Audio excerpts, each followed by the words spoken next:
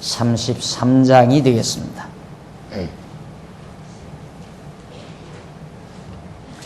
역대하 33장 1절입니다.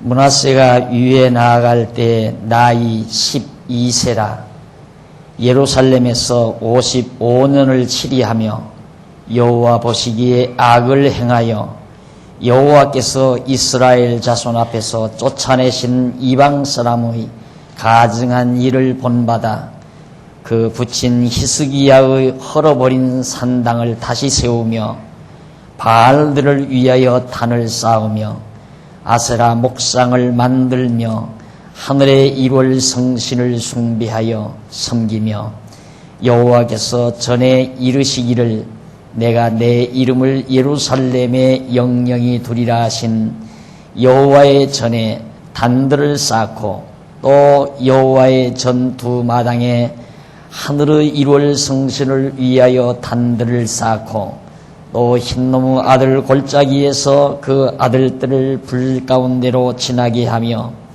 또 점치며 사술과 요술을 행하여 신접한 자와 박수를 신임하여 여호와 보시기에 악을 많이 행하여 그 진노를 격발하였으며 또 자기가 만든 아로새긴 목상을 하나님 전에 세웠더라. 거기까지 우선 봉독해 드렸습니다.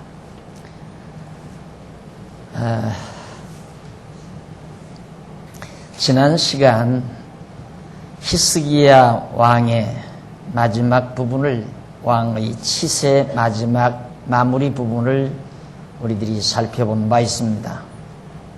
히스기야는 상당히 선한 정치, 하나님께서 기뻐하시는 아름다운 정치를 한 역대 왕 중에 하나로 꼽힙니다.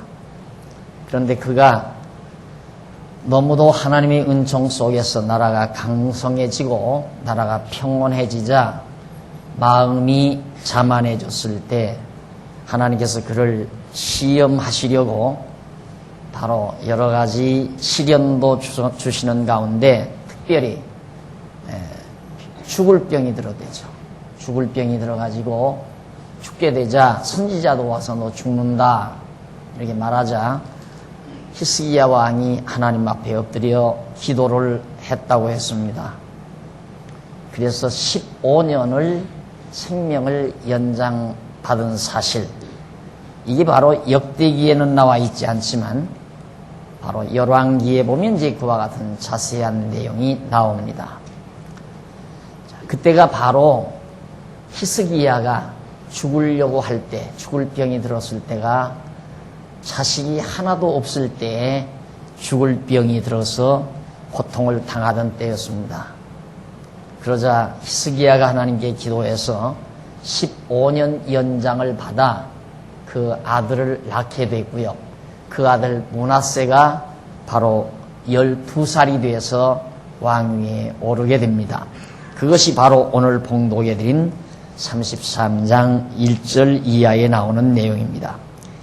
므낫세가 위에 나아갈 때 나이 12세라 12살이었다 이 말이죠.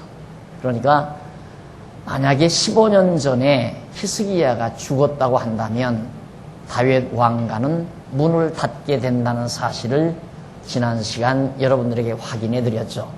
그러니까 누구나가 병들어서 죽게 됐을 때 기도하면 15년씩 생명이 연장된다는 것을 말하는 게 아닙니다. 그렇다고 한다면 예수 믿는 사람들은 영원히 안 죽지요. 병들어 죽으려고 할 때 또 기도하면 15년, 이 다음 또 죽으려고 할 때 기도하면 또 15년, 죽으려고 할 때마다 기도만 하면 15년씩 연장이 되면 영원히 안 죽을 수 있잖아요. 그런 의미가 아니에요. 삼천갑자 동방서이가 3년고개에서 어떻게 됐다는 옛날 그 얘기 있지 않습니까? 3년고개에서 미끄러 넘어져가지고 고비를 하니까 가서 또 넘어지고 하면 될 거 아니냐 그래서 그랬다는 얘기로 히스기야의 기도대로 기도만 하면 15년씩 생명이 연장된다고 한다면 예수 믿는 사람은 하나도 죽지 않고 살 수 있다는 얘기예요. 그런 의미가 담긴 그런 내용이 아니라 또 기독교가 가리키는 성경이 가르치는 기도라고 하는 것은 그런 뜻이 아니에요. 하나님이 정하신 뜻을 구하는 거라는 얘기죠. 그래서 지난 시간에도 잠시 말씀을 드렸지만 하나님께서는 다윗 왕조, 이 다윗 왕가를 하나님께서 견고케 해서 지속시키신다. 그 위가 사라지지 아니하고 끊어지지 아니하고 계승되게 하시겠다는 약속을 다윗에게 하시죠. 그래서 그 아들 솔로몬이 왕이 된 거고, 나라가 이렇게 갈라질 때도 남쪽 유다는 르호보암이 왕이 된 거고, 그 뒤를 이어서 지금 여기 히스기야가 다윗 왕의 후손으로 왕가의 왕위를 계승해서 지금 왕위에 올랐던 거란 말입니다. 그런데 아들이 하나도 없는 상황 속에서 병들어 죽게 됐다 이 말이죠. 하나님께서 그런 병을 주었어요. 죽을 병을 주었다 이 말이죠. 그렇게 해서 선지자로 하여금 가서 죽는다고 그래라. 그래서 선지자가 와서 이사야에게 죽는다고 그래요. 너 죽는다 이번에. 그러니까 히스기야가 생각하기를 이상하다 이거예요. 내가 죽어서는 안 될 건데, 그래서 하나님 앞에 엎드려 기도하는 겁니다. 여호와여, 내가 지금 죽으면 어떻게 됩니까? 그러면 우리 조상 바로 다윗에게 언약한 말씀은 도대체 무엇이고, 그 이전 더 올라가서 아브라함의 아들 야곱의 아들 아브라함의 손자죠. 이건 이삭 다음이 야곱이니까 야곱의 아들 유다. 야곱을 통하여 하나님께서 유다에게 네게서는 왕의 홀, 왕의 반지, 이 왕의 홀이 떠나지 않는다. 그리고 치리자의 지팡이가, 다스리는 자의, 통치자의 지팡이가 내 발 사이에서 떠나지 않는다. 그러니까 유다 자손에게서 계속해서 나라를 다스릴 통치자가 나온다는 언약을 야곱을 통해서 하나님께서 하셨는데, 그 언약대로 지금 유다 자손에게서 다윗이 왕이 된 거고, 다윗의 후손에게서 바로 히스기야가 왕위에 앉은 거라 이 말이죠. 그러면 여기서 만약에 아들 없이 히스기야가 죽어버리면 하나님 약속 다 거짓말 아닙니까 이 말이에요. 여호와 하나님의 약속이 다 거짓불렁 아닙니까? 거짓말 하시는 거 아닙니까? 그러니 이러면 안 되시잖아요. 그러니 여호와의 이름을 위해서라도, 당신 하나님 여호와의 이름을 위해서라도 나를 살려주셔야 됩니다. 누가 이기겠어요? 자, 이 토론 가운데 지금 하나님하고 야곱하고, 히스기야하고 기도를 해요. 토론하는 거나 같은 거예요. 하나님은 너 죽인다. 근데 히스기야는 죽이면 안 됩니다. 안 되는 이유가 있습니다. 하나님 언약하시지 않았습니까? 다윗을 통해서도 했고 야곱을 통해서도 언약을 했는데, 언약대로 왜 지금까지 잘 해오시다가 하필이면 지금 와서 죽이려고 합니까? 그래서 하나님이 지는 거예요. 과거에 야곱이 하나님 앞에 기도해서 이긴 것도 아브라함과의 언약을 붙들고 기도했기 때문에 약복강나루터에서 야곱이 이기지 않았어요, 하나님을. 그러니까 이 말만, 이겼다는 이 말만 듣고 많은 지도자들은 봐라, 하나님을 이길 수 있다 우리가. 기도밖에는 없다. 기도만 하면 하나님이 이길 수 있다.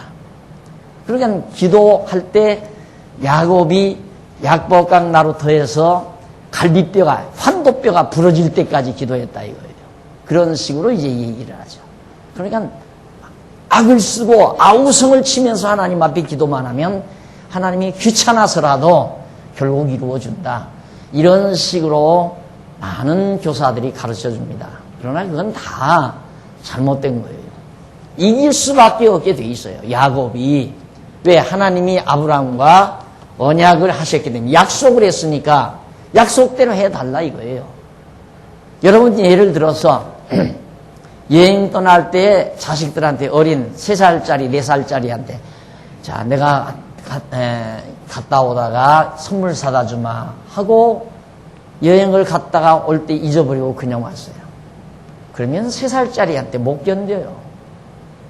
잠잘 때도 와서 두들겨 깨가지고 아빠 거짓말쟁이야. 선물 사네.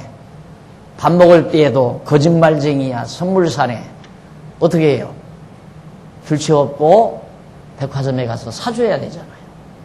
아버지가 지는 거예요. 그걸 그렇게 야곱이 이겼다는 얘기예요. 여기도 마찬가지. 지금 히스기야의 기도가 하나님 앞에 상달되고 하나님께서 히스기야의 기도를 들어서 15년 생명을 연장시켜 줄 수밖에 없는 이유는 야곱을 통해서, 다윗을 통해서 바로 이 다윗 왕가를 통하여 왕이 계속 나오게 해주신다는 하나님의 언약의 말씀 때문이라 이 말이에요. 그래서 히스기야가 이때 죽을 건데 15년을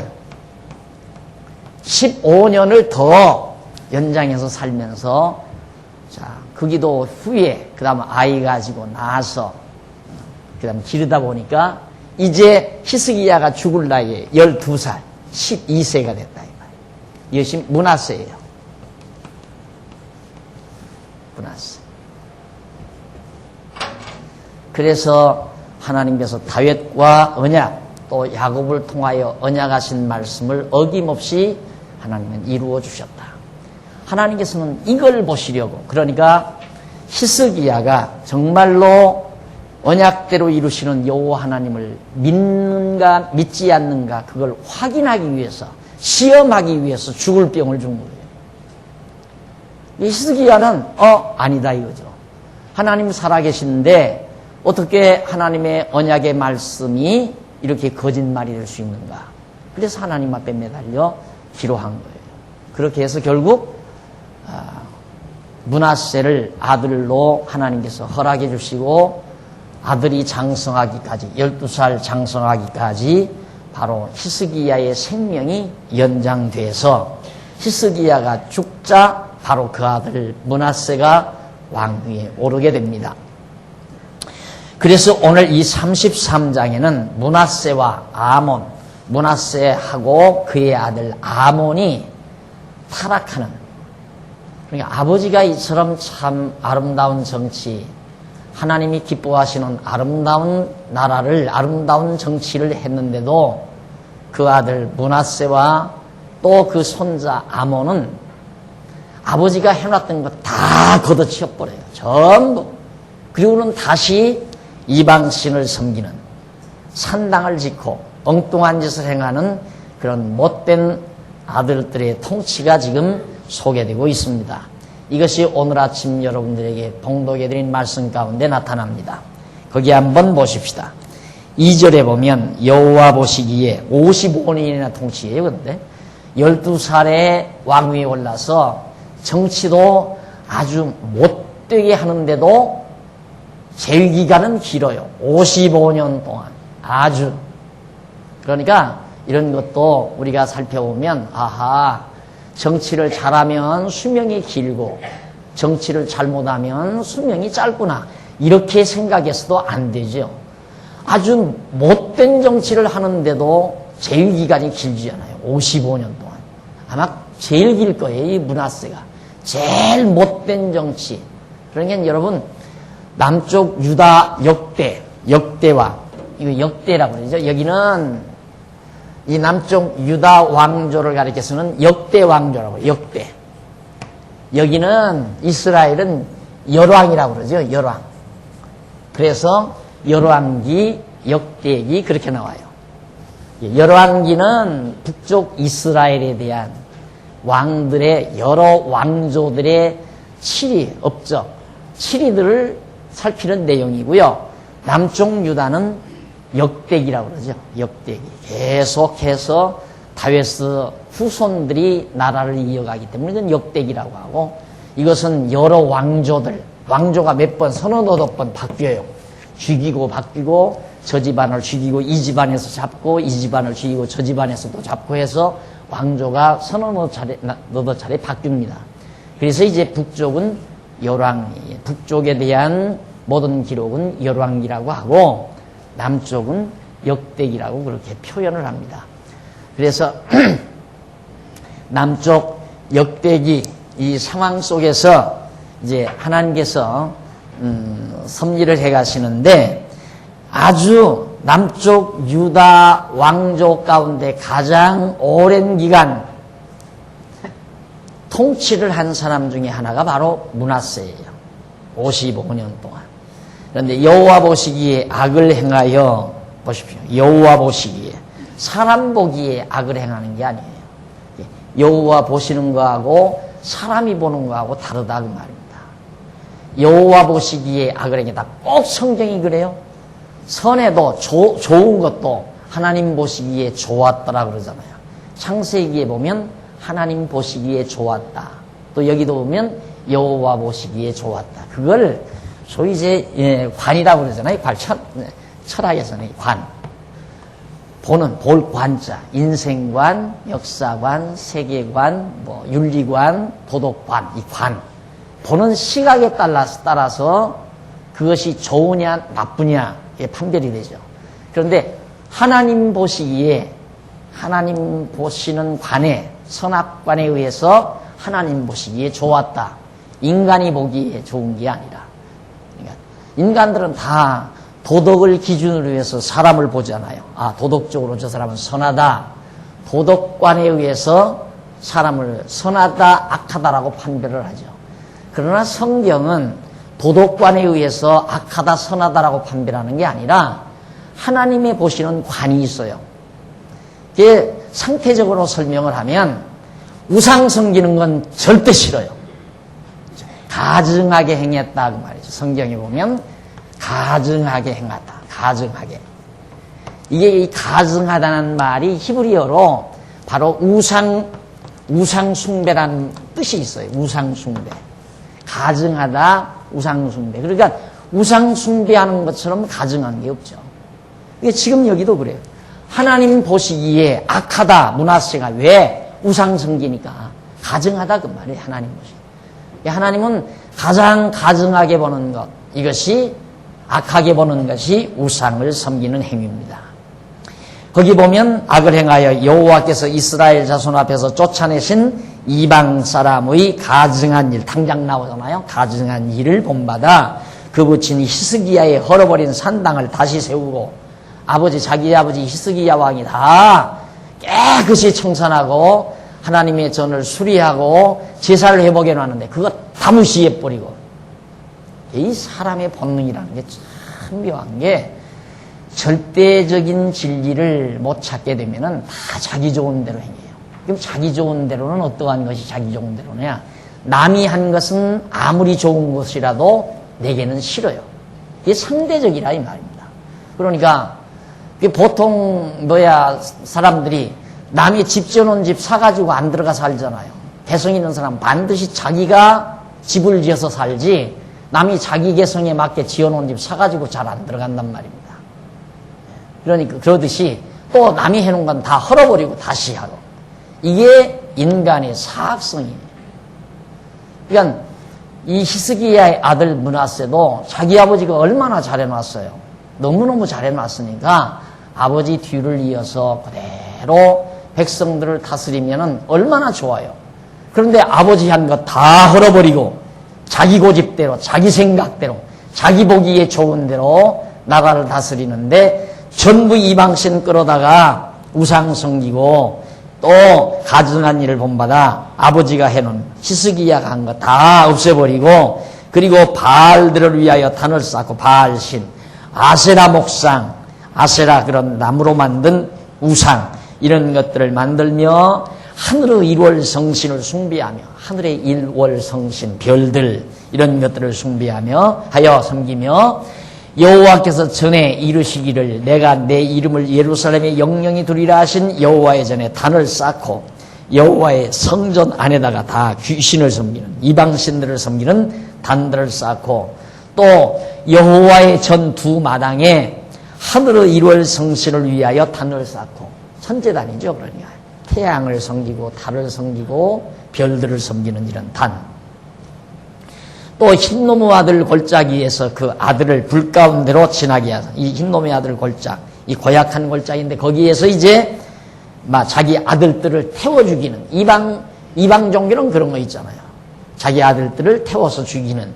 그게 우리나라도 보면 심청전 같은 것이지 하나의 그런 예죠.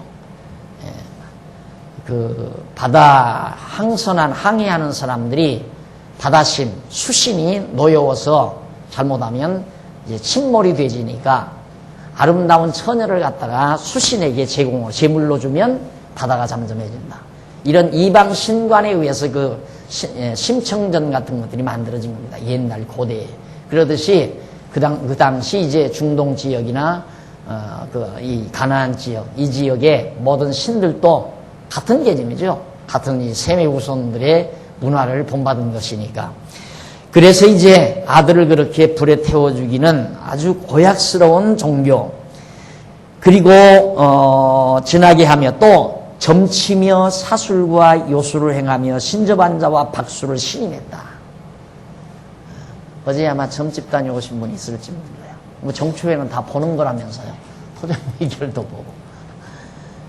하나님이 참으로 싫어하시는 일입니다. 참으로. 그래서 사람이라는 게 묘한 것이 그런 것 함부로 접근하면 안 돼요. 왜 그러냐면 내가 수학적으로 설명을 해드릴게요. 만약에 이제 점집에 가면 점을 쳐줘요. 아, 당신 내년에 집을 샀다. 내년에 집을 산다. 그리고 점을 쳐줬어요. 그런데 이 확률은 50대 50이에요. 50대 50. 내년에 사기 아니면 못 사는 거예요. 그런데 누구나 집 살려고 노력을 하잖아요. 그러면 점쟁이가 내년에 당신 집 산다라고 예언을 미리 점을 쳐줬으니까 집 산다, 집 산다. 이렇게 나는 내년에 집 살 수 있다. 이걸 믿는 사람은 그러다가 어떻게 여건이 돼서 좌우지간 전세를 끼고 뭐 은행돈을 가져다라도 집을 샀다 이거예요. 맞았다 이거지. 그 다음에는 거기서 못 벗어나요. 그 다음부터는 철저히 그걸 믿어요. 아, 당신 그쪽에 사업 벌리지 말아라. 점쟁이가 그러면 정말 괴로워서 못해요. 꼭 하면 좋겠는데 점쟁이가 하지 말라니까 못하는 거예요. 이것처럼 어리석은 짓이 없어요. 이게 점집에 다니는 거 아니에요. 그 장난으로 하지요. 장난으로 하는데 그게 뇌리에 배겨요. 언제? 되어지면. 점쟁이가 말한 대로 그렇게 되지면. 그런데 점쟁이에게 하나의 이제 흠인력이 하나 있는 게 뭐냐면 지나간 일을 맞춘다는데 사람을 죽이는 거예요. 지나간 일은 거의 잘 맞춰요. 그게 다 신접한 여인들이기 때문에 그러거든요. 다 신이 접해 있어요. 그 사람들의 눈은 우리들의 눈과 달라요. 신이 접해 있어서 그래요. 그러니까 그런 사람들한테 한번 얻어 걸리면 멀쩡한 정신 멀쩡한 사람도 바보가 돼버리고 말아요. 그런데 함부로 접근하거나 다니는 거 안 되죠. 근데 이스라엘 백성들이 그 짓을 한다 이 말이에요. 그러면 하나님이 여호와 잊어버리게 되고 완전히 거기에 매여서 한평생 종노릇하고 산다 그 말이에요. 그러니까 예수 믿는다고 하면서도 신앙생활 한다고 하면서도 다 궁합 볼 거 보고 점쟁이한테 갈 거 다 가고 날 택일할 거 다 하고 길 뭐 휴일 다 찾고 난리를 친다 이 말입니다. 그러니까 그런데 결국 매달리다가 보면 왜 그것이 엄청난 결과를 가져오는가?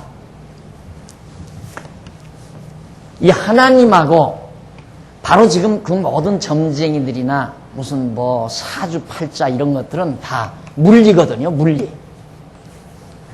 과학적이라고 하던 사람은 지금 이게 다 물리적 현상이다. 어느 것이 맞아요. 어느 것이 힘이 있어요.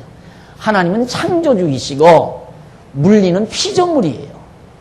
아무리 그것이 물리적이라 하더라도 하나님의 능력은 석양으로 지는 태양을 15도 뒤로 물리칠 수 있다 이 말이에요.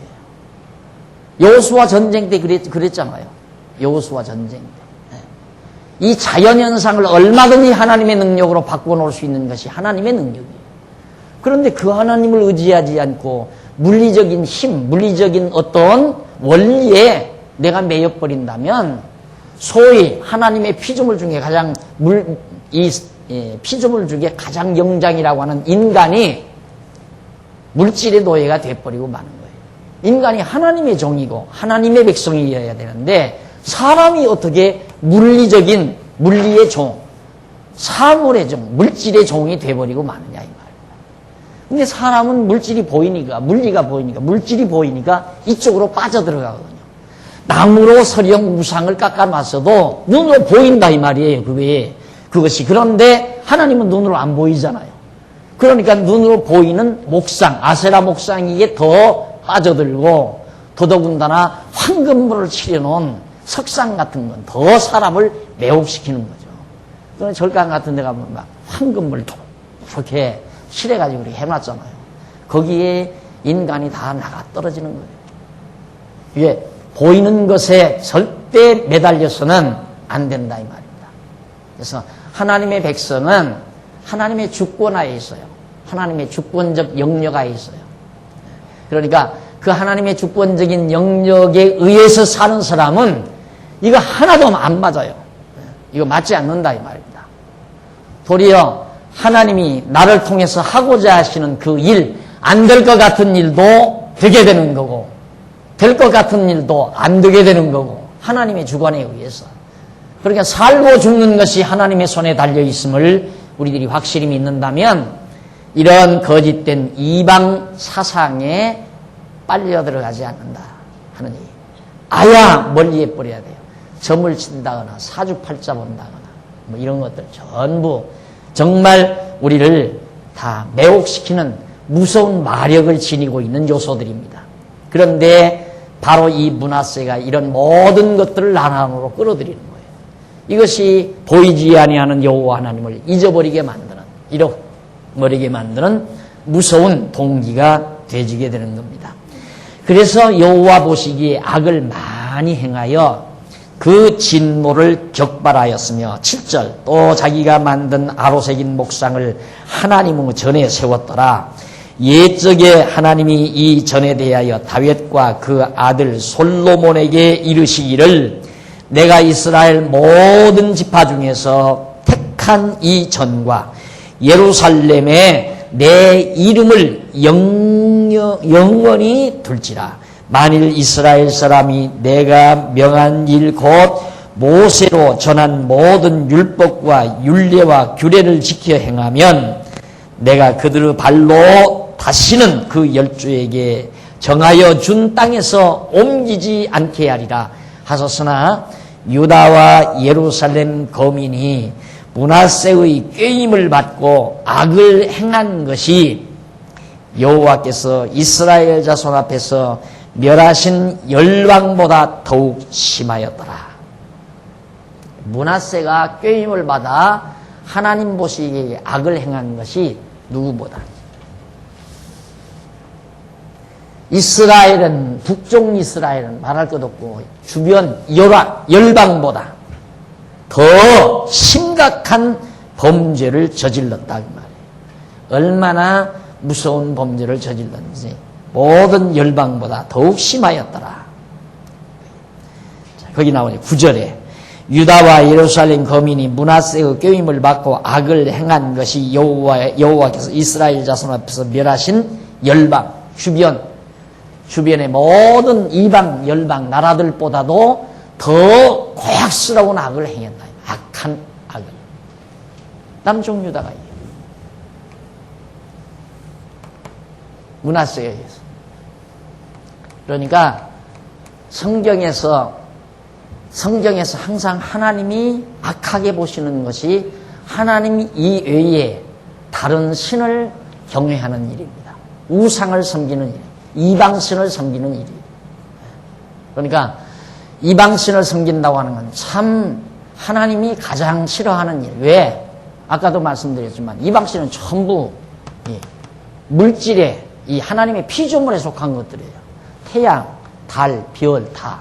나무로 깎은 나무도 피조물, 돌로 만든 석상도 피조물, 전부가 다 피조물이에요. 이런 피조물에게 인간이 종로로 타는 것을 하나님이 제일 싫어하는 거란 말입니다. 제일 싫어하는 거. 윤리적으로 도덕적으로 그걸 하나님이 지금 싫어하는 게 아니라 이걸 싫어한다 이 말이에요. 우상 섬기는 거. 그런데 우리는 걸핏하면 전부 피조물에 우리의 마음을 빼앗기잖아요. 걸핏만 하면 피조물의 마음을 빼앗겨요. 하나님보다 내가 가지고 있는 능력을 더 의지하고, 하나님보다 내가 가지고 있는 재산을 더 의지하고, 하나님보다 내가 경외하는 우상을 더 신뢰하고, 어느 점쟁이를 더 신뢰하고, 어느 정말 유명한 점성가를 신뢰하게 돼요. 정치인들 하나씩 다 있잖아요.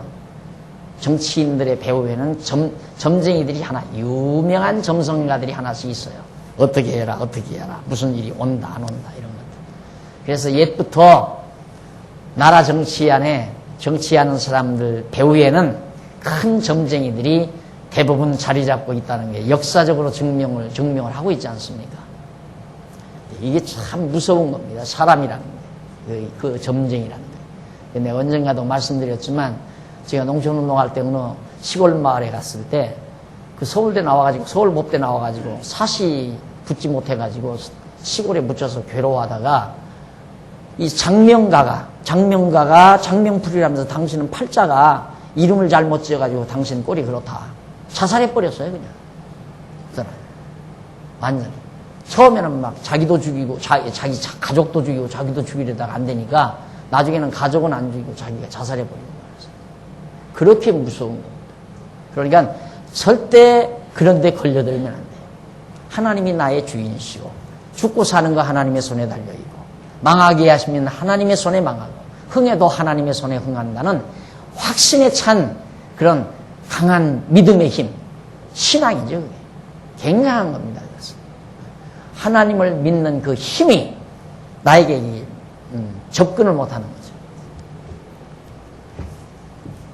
원리적으로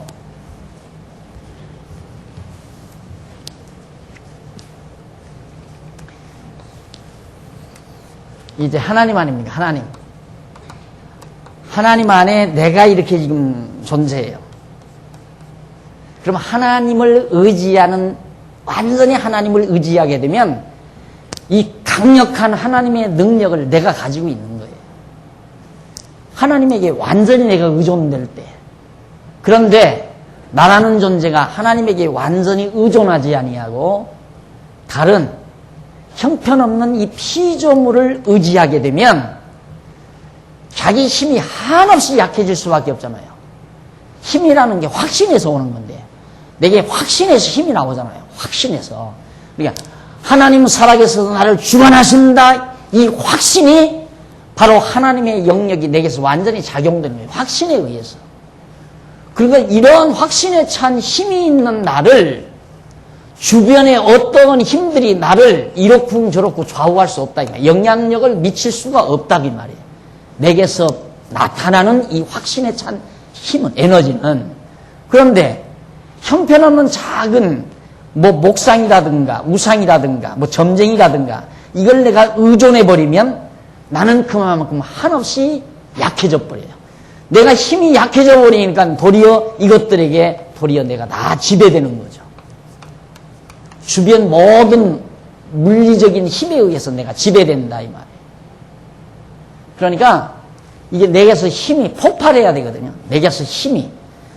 밖에서 힘이 나한테 작용되지 말고, 이렇게 작용되어지도록 하지 말고, 나 자체에서 일어나는 힘이 이렇게 주변을 완전히 장악하는, 주변에 영향을 미치는, 이것이 하나님을 의지하는 확신에 찬 믿음에서 나오는 힘이다 이 말이에요. 믿음의 힘.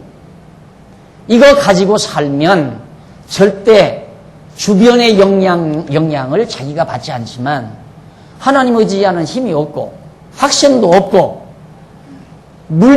우상을 섬긴다거나 점쟁이를 섬긴다거나 힘없는 점쟁이를 섬긴다거나, 아니 점쟁이가 그렇게 능력이 있으면 왜 그 구석진 방에 앉아서 봉사처럼 앉아서 이 짓 하고 있느냐 이 말이에요. 예? 세상을 다 뒤엎어버리든가 하지. 왜 그런 자를 그런 사람을 의지할 정도의 사람이라면 얼마나 자기가 지금 미약해져, 약해져 있다는 사실을 알 수 있잖아요. 여러분, 이제 봄철 돌아오면 날 풀리면서 이제 감기 또 돌겠죠. 감기 무서워하면 감기가 와요. 아이고, 나 감기 무서워. 나 감기 옮으면 안 돼? 옮으면 어떡해? 이러면 더 잘 옮겨와요. 그러나, 감기증도 하고, 당돌하게, 할 일 다 하고, 열심히 활동하고, 감기 안 걸려요, 그 사람. 근데 감기를 무서워하고, 막 싸고, 막, 이러고 돌아다니면 이제 병마가 더 쉽게 다가옵니다. 내가 약해지니까. 내면이 내가 약해지니까. 그래서 내가 약해진다는 것 자체가 참으로 괴로운 일입니다. 우상을 섬긴다거나 이방신을 섬기는 건 자기가 그만큼 약해졌다는 얘기예요. 하나님 여호와를 경외하는 건 자기가 그만큼 강해지는 거예요. 그럴 거 아니에요? 이 전능하신 우주와 만물을 주관하시는 하나님이 나를 장악하고 계시다 할 때 힘이 펄펄 솟잖아요. 그러니까 아이들 보십시오. 애기들도 어머니가 병들어서 어머니 아버지가 병들어 비리비리 애기도 비리비리예요. 항상 보는 게 그건데. 그러니까 어머니 아버지가 강건하게 살면 애기들도 똠발똠발해요. 예, 절대 이방신 섬기고 우상 섬기는 거 그것이 얼마나 어리석은 짓인가. 그런데도 므낫세는 그런 어리석은 짓을 하고 말았습니다. 그래서 여호와께서 10절에 보면 여호와께서 10절로 13절 므낫세가 바벨론으로 끌려간 후에 회개하고 돌아옵니다. 자, 그쯤 되니까 하나님이 가만 놔두실 리가 없죠. 이 고약한 므낫세를. 그래서 여호와께서 므낫세와 그 백성에게 이르셨으나 저희가 듣지도 않아요. 절대. 여호와께서 아수르 왕의 군대 장관들로 와서 치게 하시매. 저 아수르 이방 민족이죠. 여기 지금 아수르가 북쪽도 쳤잖아요. 근데 여기도 가서 손 좀 봐줘라. 아수르야, 너 여기 남쪽 유다 므낫세 왕도 와서 손 좀 봐줘라. 아시리아 제국이라고 하는 나라가 하나님의 멍둥이였다 이 말이에요. 하나님의 채찍 멍둥이. 그래서 못되게 구는 북쪽 이스라엘 다 패망시켜버리고 남쪽 유다 므낫세도 못되게 구니까 하나님께서 아시리아 제국을 흥분시켜가지고 가서 므낫세 손 좀 봐줘라 해서 결국 이제 므낫세를 향해서 아수르 군대가 쳐들어옵니다. 11절 여호와께서 아수르 왕의 군대 장관들로 와서 치게 하심에 저희가 므낫세를 사로잡고 쇠사슬로 결박하여 바벨론으로 끌어간지라 저가 환난을 당하여 그 하나님 여호와께 간구하고 그 열조의 하나님 여호와 앞에 크게 경배하여 기도한 거로 하나님이 그 기도를 받으시며 그 간구를 들으시사 저로 예루살렘에 돌아와서 다시 왕위에 거하게 하시며 므낫세가 그제야 여호와께서 하나님이신 줄 알았더라. 여호와가 하나님이신 줄, 그러니까 언약대로 이루신 그 여호와가 전능자이신 것을 그때야 알았다. 언제? 바벨론으로 한번 끌려갔다가 돌아온 뒤에 알았다 이 말이에요. 돼지우리로 나갔다가 아버지 집으로 돌아와서야 아버지 사랑을 알듯이 바로 므낫세도 한번 끌려갔다가 아수르로 포로로 쇠사슬에 묶여서 끌려갔다가 그때 하나님 앞에 기도하니까 하나님께서 다시 돌아오게 해주니까 그때야 여호와가 진짜 전능자는 전능자로구나. 하나님을 그때야 알았다 이 말이에요. 그러니까 여러분들이 오늘 이 아침 이 말씀을 듣고 하나님이 여호와가 하나님이신 줄 알면 얼마나 좋겠습니까? 그런데 오늘 이 아침 듣기는 귀로 들으면서 저거야 옛날 얘기, 역사 얘기지 뭐. 역사 얘기 누가 좀 보태가지고 그렇게 각색해 놓은 거겠지. 이러고 들으면 그분이 정말 택한 백성이라면 하나님께서 그분의 생애 가운데 언젠가는 여호와가 하나님이신 줄을 알게 해야 되잖아요. 그 알게 하는 방법은 한번 끌려갔다가 돌아오게 하는 방법이죠. 때리시고 싸매는 방법, 아프게 했다가 낫게 하는 방법, 망하게 했다가 흥하게 하는 방법. 그게 하나님이 가르치는, 하나님께서 우리를 가르치시는 방법입니다. 그러니까 지혜자는 지금 이렇게 하나님의 말씀을 통해서 배우는 걸로 확신이 와야 돼요. 맞다. 이 확신이 팍팍. 그래야 힘이 펄펄 솟죠. 그래야만이 우리 안에서 힘이 솟고, 그 힘이 솟을 때, 아까도 말씀드린 대로, 주변의 모든 물리적인 힘에 내가 지배당하는 것이 아니라, 물리적인 힘을 내가 지배하고 사는. 아니, 만물의 영장인 인간이 물리적인 힘에 지배당해서야 되겠어요? 안 그래요? 물리적인 힘을 방어하고 살아야지. 그러니까 이것이 하나님께서 우리를 이끌어 가시는 하나님의 중요한 섭리, 므낫세를 잘 가르쳐 주셨습니다. 그래서 21절로부터, 14절로부터 20절에 보면 므낫세가 유다 백성으로 하나님을 섬기게 하다가 죽습니다. 자, 조금 돌아서죠. 그 후에야 이제 하나님 여호와가 하나님이신 줄을 알았으니까 그 후에 14절 다윗성 밖 기온 서편 골짜기 안에 의성을 쌓되 바깥 성을 쌓되 생선문 어귀까지 이르러 오배를 둘러 심히 높이 쌓고 또 유다 모든 견고한 성읍에 군대 장관을 두어 이방 신들과 여호와의 전에 우상을 제하며 여호와의 전을 건축한 산에와 예루살렘에 쌓은 모든 단을 다 성 밖에 던지고 여호와의 단을 중수하고 화목제와 감사제를 그 단 위에 드리고 유다를 명하여 이스라엘 하나님 여호와를 섬기라 하며 백성이 그 하나님 여호와께만 제사를 드렸으나 오히려 산당에서 제사를 드렸더라. 이 사실 므낫세도 어린 것이 12살 먹어서 왕위에 올랐으니까 자기 아버지는 죽고, 그런데 문제는 주변에 많은 이방 나라들이 있잖아요. 이방 나라들이 있는데 그 나라들이 항상 두렵죠. 언제 저 나라들이 쳐들어와서 우리를 삼킬지 모르니까 저들을 무시할 수가 없잖아요. 그러니까 결국 하나님 여호와를 의지하는 믿음이 약해지니까 이방을 두려워하게 돼요. 이방 민족을 두려워하게 되니까 이방 민족을 두려워하는 상태에서는 이방 민족에게 아첨을 해야 되잖아요. 그러니까 이방 신을 데려다 섬기는 거죠. 우리나라도 자꾸만 지난번에도 말씀드렸지만 일본 사람들이 와서 우리로 하여금 일본 신을 섬기게 한 이유가 뭡니까? 민족혼을 뺏기 위한 거거든요. 그러니까 이스라엘 백성들, 유다 백성들이 여호와 하나님 사상, 지금도 시오니즘 사상이 있잖아요. 유대인들이. 그래서 이렇게 강력하다 말입니다. 굴하지 않잖아요. 여호와 하나님을 의지하는 시오니즘 사상이 유대인들에게. 그 하나가 저렇게 세계 어느 민족도 감당할 수 없는 대단한 민족으로 지금 유대인. 그 엄청난 지금 어제 그 폭파했잖아요. 유성 폭파했다고 하잖아요. 거의 유대인이 탔기 때문에, 유대인 때문에 폭파시켰다. 그런 여론이 지금 돌고 있잖아요. 그렇게 대단한 민족입니다. 그 유대인 한 사람이 뭐가 그렇게 대단합니까? 그러나 유대인이 그 위성을 가서 타고 내려올 수 있는 그런 노하우를 지금 그 유대인이 가지고 있으니까 그걸 죽여버려야 이길 수 있으니까. 그래서 그 유대인을 하나 죽이는 거예요. 남 땅덩어리가 크기를 합니까? 그들의 엄청난 무슨 산업이 있기를 합니까? 유대인들이. 그런데도 어느 민족도 감당을 못하잖아요. 유대인들. 다른 거 아니에요. 하나님 여호와에 대한 신앙이에요. 확실한 신앙. 그런데 결국 정말 하나님께서 그처럼 이스라엘 유다 백성들을 보호하시고 지켜주시는데도 므낫세는 그 하나님에 대한 믿음이 약하니까 이방 사람들에게 아첨하기 위해서 그들의 신들을 데려달라. 우리들도 당신 신 섬깁니다. 아세라도 섬기고 바알신도 섬깁니다 하고 다 이방 신들 다 끌어다가 섬기니까 저놈들도 뭐 우리한테 꼼짝 못하는구나. 그래서 내버려 두는 거거든요.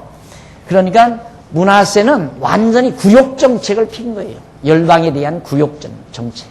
그러다가 과연 여호와가 하나님이다. 우리 민족 조상 쪽부터 섬기던 하나님 여호와. 아브라함 부른 자 아니에요, 여호와가. 이 여호와가 전능자 하나님이다. 그걸 그때야 므낫세가 깨닫고 바깥에다 바깥에다 성을 다시 하나 쌓고 왜? 다 쳐들어올까 봐서. 이방 민족들이 혹시 쳐들어올까 봐. 아세라 목상 없앴단다 하면 그놈이 그래? 그러면 당장 아수르에서, 바벨론에서, 다른 아람 나라에서 자기들의 신을 다 타파했단 말 듣고 쳐들어올까 봐서 성을 먼저 외벽을 쌓고 다 모든 것 다 없애버렸다 이 말이에요. 그리고 그럼 백성들로 하여금 하나님 여호와만을 경외케 했는데, 그러면 산당을 또 안 무너뜨렸어요. 산당은 북쪽 이스라엘이 지어놓은 것들이거든요. 근데 그걸 안 무너뜨려서 백성들이 여전히 산당에서 제사를 드렸다 하는 내용이 17절까지 나와요. 그 다음 이제 18절로부터 그 이하 보면, 므낫세의 남은 사적과 그 하나님께 기도한 말씀과 선견자가 이스라엘 하나님 여호와의 이름을 받들고 권한 말씀이 모두 이스라엘 열왕의 행장에 기록되었고, 또 그 행장이라면 역사책과 같은 것입니다. 나머지 여러 가지 많은 일들, 또 그 기도와 그 기도를 들으시는 것과 그 모든 죄와 건과와 겸비하기 전에 산당을 세운 곳과 아세라 목상과 우상을 세운 곳을 다 호세의 사기에 기록하였더라. 역사책에 다 기록해 놨다. 므낫세가 그 열조와 함께 잠에 그 궁에 장사하고 그 아들 아몬이 대신하여 왕이 됐다. 그가 재위 기간은 55년이나 길었지만 내용은 아주 간결하잖아요. 내용은 아주 고약스러운, 한번 하나님 앞에 혼신나고 돌아오는 아주 가장 악독한 왕인데, 하나님께서 돌이키게 하고 깨닫게 하시는 필요 없어요. 하나님의 택한 백성은 아무리 흉측해도 하나님이 반드시 깨닫게 해서 당신 백성 만든다. 이걸 확실히 믿으셔야 돼요. 그러니까 내 마음대로 절대 못 산다. 내가 하나님 백성, 하나님 자녀 안 된다고 해서 안 되는 것도 아니고, 되고 싶어 되는 것도 아니에요. 내가 아무리 패역하게 굴어도 하나님께서는 깨닫게 해서 당신 백성 삼아가니까. 보통 같은 거 그러잖아요. 아유, 이런 거 그냥 내 던져버려. 이걸 뭐 하려고 안 써버려. 하고 므낫세 내 던질 것 같지만 안 던지지 않아요. 왜? 택한 백성이니까. 다윗 왕조에 속한 자손이라 말입니다. 기어코 사람 만들어서 하나님께서 당신 택한 백성의 왕으로서 자리 잡도록 하나님께서 섭리하시는 모습.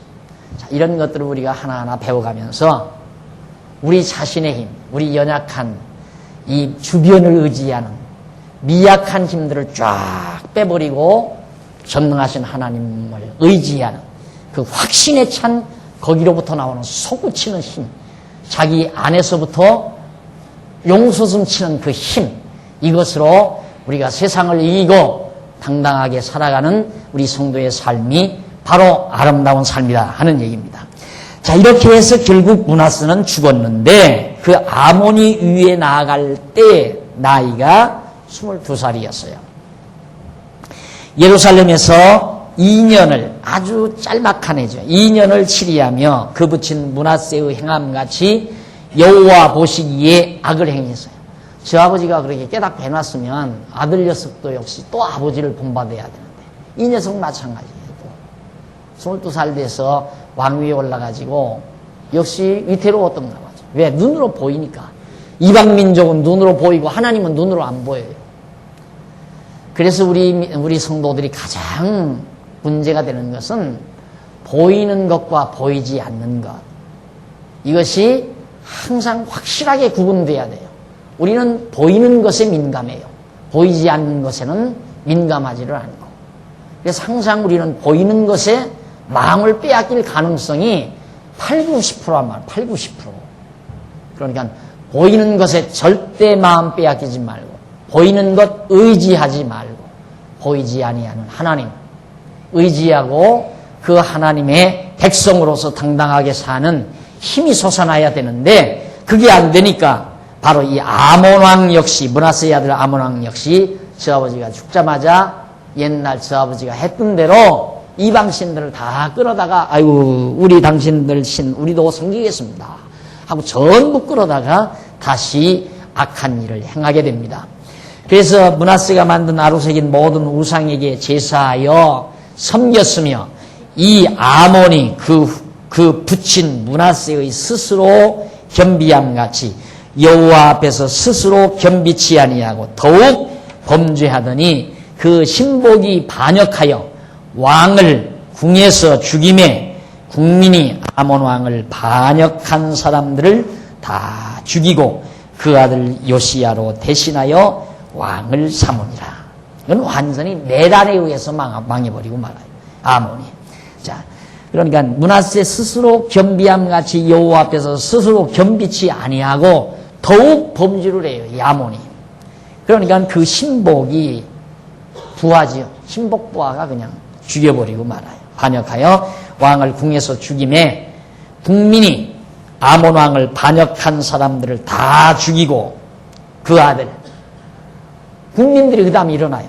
신복이 아몬을 죽이니까 신복을 도와서 이제 아몬을 반대했던 반대 세력이 있을 거 아니에요. 그들을 국민들이 다 일어나가지고 그들을 다 처치해버리고 아몬 왕의 아들 요시야로.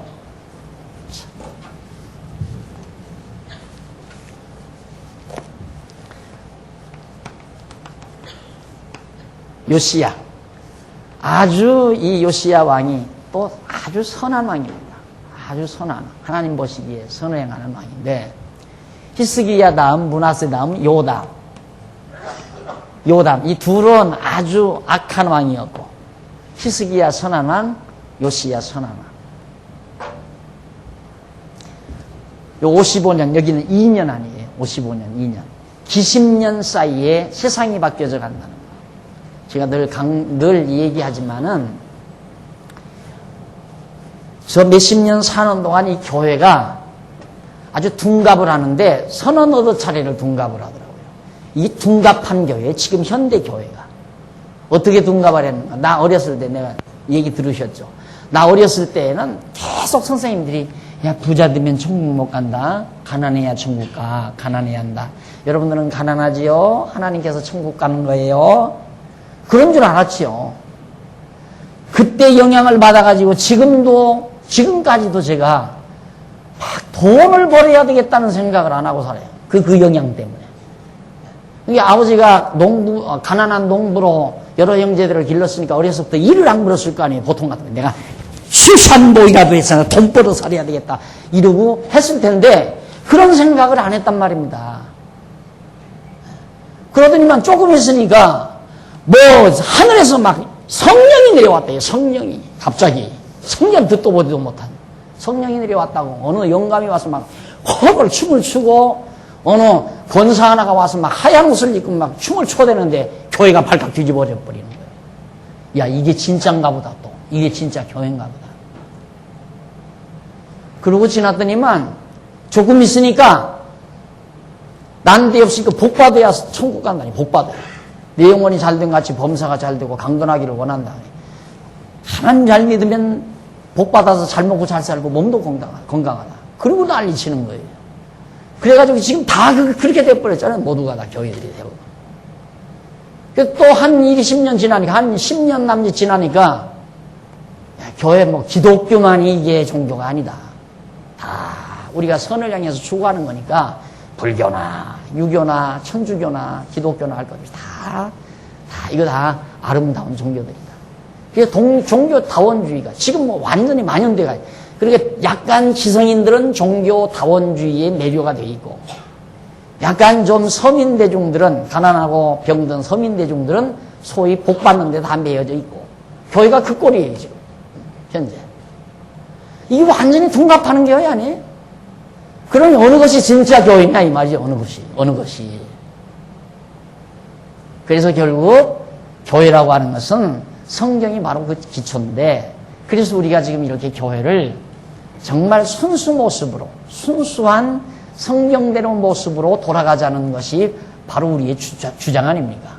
그래서 성경신학을 제창하고 이 성경신학에 의해서 우리가 말씀을 지키고 하나님 여호와의 심을 경외하고 예수가 그리스도의 심을 믿고 신앙하면서 사는 이 확실한 신앙, 이걸 제창하는데 이게 좀 우리 당대지요. 우리 당대 20년, 30년은 또 그렇게 된다고 하겠죠. 여기도 보십시오. 20년 사이에 바뀌어요, 다. 그래서 공부 열심히 하시라는 거예요.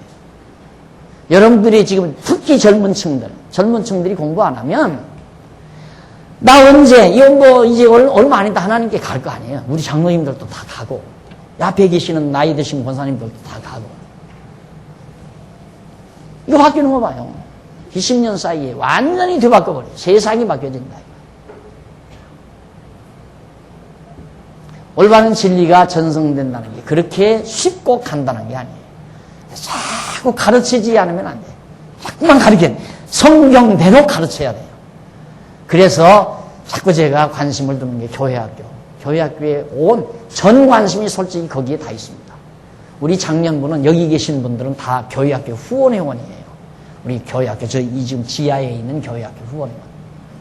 지하에 지금 몇 명 정도가 있는 150명 정도의 어린 생명들이 공부하고 150, 60명 이상 200명 가까운 생명들이 지금 아래에서 걔네들을 우리가 지금 양육하고 있는 거예요. 지금은 사회 여건이 겨우 오늘 주일 하루 겨우지만은 앞으로 뭐 5일제 수업 이런 것들이 나오게 되면 이제는 우리에게 더 기회가 많죠. 그래서 그 아이들을 교육시킬 수 있는 그렇게 후퇴의견한 그런 교육 말고 완전히 신바람 나고 즐거운 교육, 하면 할수록 즐거운 교육, 그런 교육을 시킬 수 있는 우리 교회학교, 그걸 만드는 것이 우리 교회의 목표이고 제 소망입니다. 그렇게 해서 그 어린 것들을 잘 가르쳐 놓으면 히스기야 다음에 므낫세도 안 나오고 요담도 안 나와요. 반드시 요시야와 같은 그런 나라가, 그런 교회가 아름다운 요시야 시대와 같은 아름다운 유다 나라의 환경처럼 우리 교회도 그대로 진리가 전승되고 아름다운 교회로 발돋움할 수 있다는 얘기입니다. 그래서 오늘 정말 그 히스기야의 아들 므낫세와 요담의 행적을 우리가 살펴보면서 세상 바뀌어지는 것 하루아침이로구나. 하나님에 대한 관심이, 하나님에 대한 시각이, 하나님에 대한 견해관이 달라져 버리면 세상이 바뀌어져 버려요. 세상이.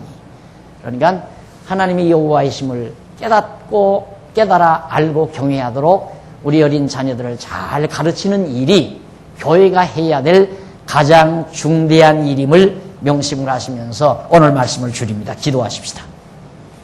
전능하신 하나님 아버지, 은혜와 사랑을 감사드립니다.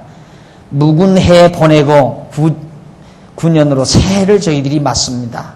하나님 아버지, 우리의 삶이 하루하루 더해가면서 우리의 신앙도 더욱더욱 성숙되도록 역사하시고 우리 장안중앙교회 진리반석위에 세워주셨사오니 변함없이 이 진리를 지키고 오고 오는 우리 후손들에게 바른 여호와 하나님 경외하는 신앙을 심어주도록 역사하시옵시기를 간절히 소원합니다. 히스기야의 아들 므낫세나 그 손자 요담은 어리석은 정치를 했습니다. 나라를 어지럽게 만들어 놨습니다. 하나님을 여호와로 몰랐기 때문이었습니다. 오늘 우리들 모두 여호와를 전능자로 아는 올바른 신앙을 가지고 절대로 환경에 지배받지 않는, 그리고 도리어 환경을 지배하고 사는 하나님의 백성들의 삶이 되도록 역사해 주시옵소서. 예수님의 이름으로 기도드립니다. 아멘.